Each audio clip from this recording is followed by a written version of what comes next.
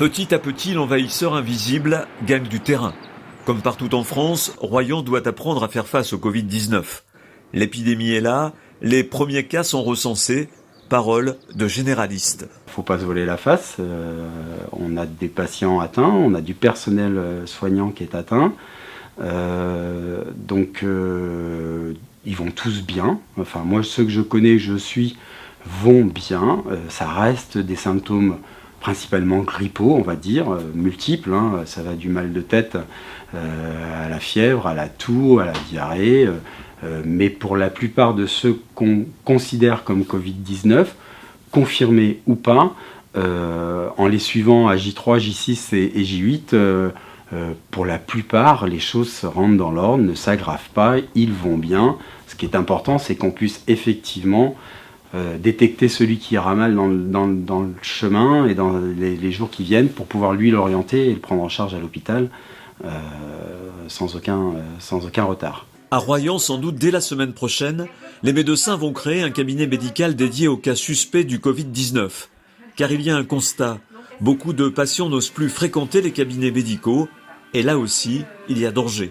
Ce discours gouvernemental de ne dérangez pas vos médecins, restez chez vous, ne venez pas les voir, faites-vous renouveler vos ordonnances en pharmacie, ça va devenir dangereux pour certains de nos patients. Certains, ça posera pas trop de problèmes, mais pour d'autres, oui.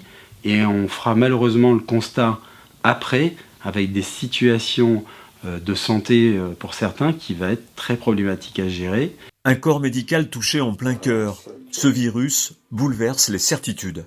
Oui, on a peur pour nous, on a peur pour nos familles, on a peur de le ramener à la maison. Moi, je fais chambre à part parce que ma femme est pharmacien et qu'elle prend des risques aussi. J'ai une fille qui est infirmière à l'hôpital Saint-André qui est en première ligne puisqu'elle est aux urgences. Oui, on s'inquiète.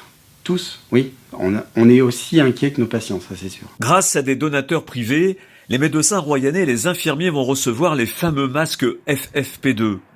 Autre geste solidaire pour le personnel médical, une entreprise propose des housses de protection des sièges auto pour limiter les risques de contamination.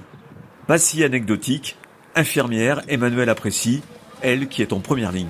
Ça reste inquiétant effectivement puisque nous on est des vecteurs surtout en première ligne, donc ce qui nous inquiète c'est de transmettre ce virus à nos patients, chez nous. On ne peut pas éviter l'épidémie, elle va avoir lieu.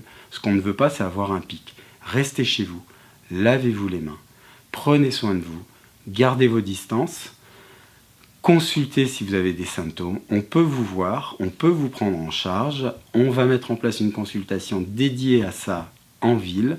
Et pour les autres patients, venez nous voir.